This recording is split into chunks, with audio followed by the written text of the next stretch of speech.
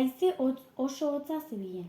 Itsasontziaren zubitik kapitainak itsasoaren zeremugara begiratzen zuen. Itsasoa bare zegoen, baina gizonak ez zuen arnasa lasaitzea lortzen. Entzuna zuen urraietan bizi zen munstroaren berri txikitan, aitak jada kontatzen zizkion duela milaka urte Ozeano Atlantikoko iparraldean jaiotako izakiari buruzko istorioak. Taberna askotan, beldurrak alkoholetan itotzen zuten marinelek ere aurkitu zituen. Benetan ikusi zuten krakena delakoa bere begiez? Arbit baikorra zen betidanik. Kargamentu hura eramatea proposatu zioenean, entzungor egin zien gogoa ateratzen zioten istorioei. Dirua goseak zuhurtasun oro galarazi zion, eta gainera, bere buruari esan zion munstro burua elezar bat baino ez zela. Bakarrik urdintasun amaigabearen aurrean, kapitaina gurasoengandik urrun galdutako haur bat bezala sentitzen zen. Baina ezin zituen bere kezkak besteen aurrean erakutsi. Berak sartu zuen eskifaia abentura hartan. Hortaz, uraren edozein mugimenduaren zelatan zegoen, bere ontzikidek arratsaldea olgetan pasatzen zuten bitartean eskuak pitxer bat garagardoarekin.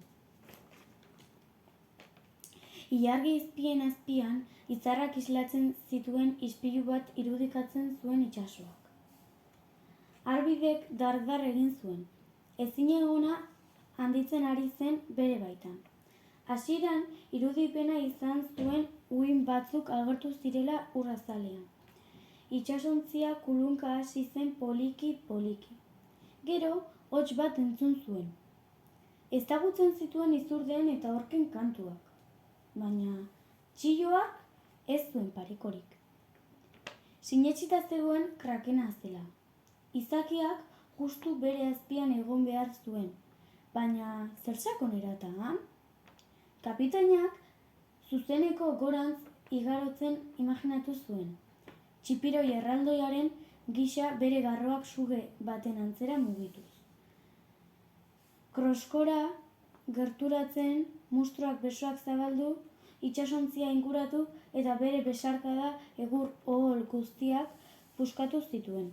Marinelak uretara jauzi egin beharko zuten ezinbestean.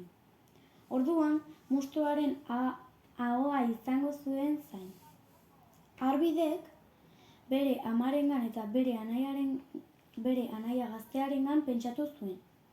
Bere ardurapean baitzeuden. Naiz eta krakena urdaila hasi izan eta horregatik bizia bakartu. Nola iritsiko zen kostaldera?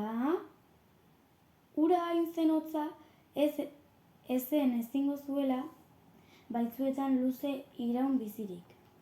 Beraz, ahaide hurbilak zain geldituko ziren bera noiz itzuliko. Halako batean, baranda gainean zerbait pausoka zela ikusi zuen. Munstroaren garro bat barandari heltzen saiatzen ari zen. Sastakaia eskuan zuen. Kapitainak eraso egin zion naiz eta jakin alferrik izango zela. Armak egurra jo zuen. Han ez zen ezer. Itzal bat baino ez. Arbidek eskifaiaren elkartzea erabaki zuen. Irudimena jukutria gaiztoak egiten ari zitzaion.